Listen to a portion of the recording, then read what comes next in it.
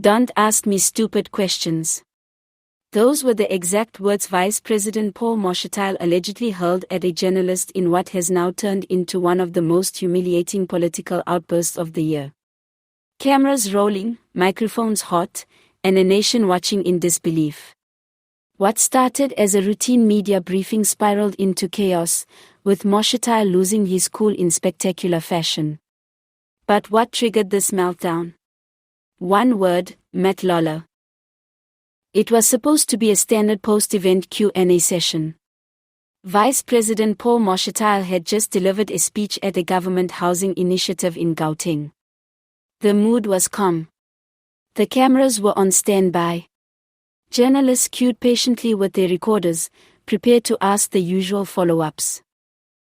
But when one reporter, courageous, precise, and doing her job, pressed Mashatile on his alleged links to Thabiso Matlala, a controversial businessman with alleged ties to questionable government tenders, everything changed.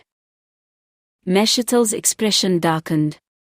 His body language shifted.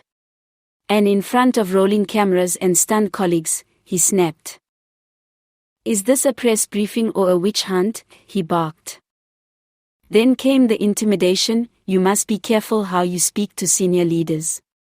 We are not your equals." The room fell into silence. The journalist, visibly shaken but professional, held her ground. But the damage was done. Social media exploded within minutes. The phrase "arrogant Mashatile" began trending on X, formerly Twitter, and clips of the outburst circulated with wildfire speed. What Mashatile might have hoped would intimidate the press only emboldened them. Political analysts, journalists' unions, and even some ANC insiders condemned the outburst as both undemocratic and disgraceful. The South African National Editors Forum, SONOF, released a strong statement within hours. "Any attempt by a public official to intimidate or humiliate a journalist simply for doing their job is a direct attack on press freedom and the Constitution itself." Even within the ANC, murmurs of concern started circulating. A senior party member, who asked to remain anonymous, reportedly said, "This isn't the leadership image we want to project." Mashatile's reaction was impulsive, arrogant, and politically damaging.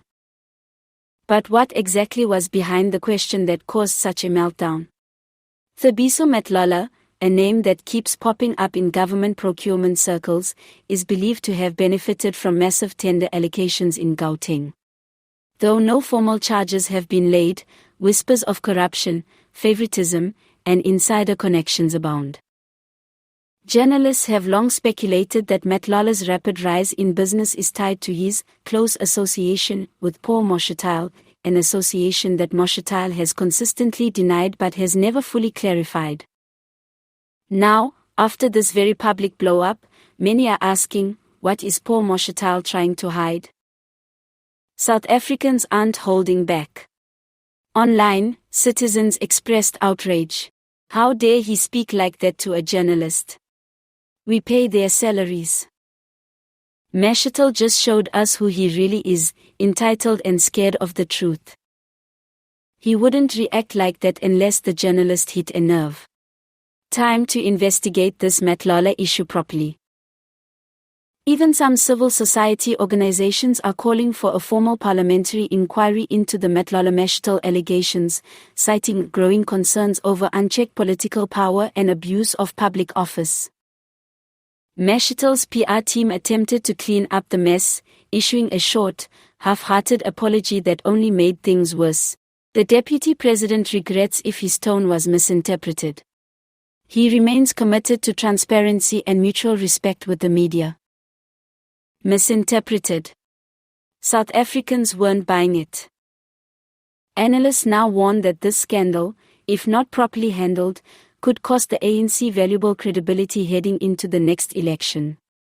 With public trust already at an all-time low, outbursts like these only reinforce perceptions of leadership arrogance and entitlement. Paul Mashatile's attempt to silence a journalist has backfired spectacularly. Instead of burying a scandal, he ignited one. Instead of silencing questions, he invited more. The people are watching. The media is digging deeper.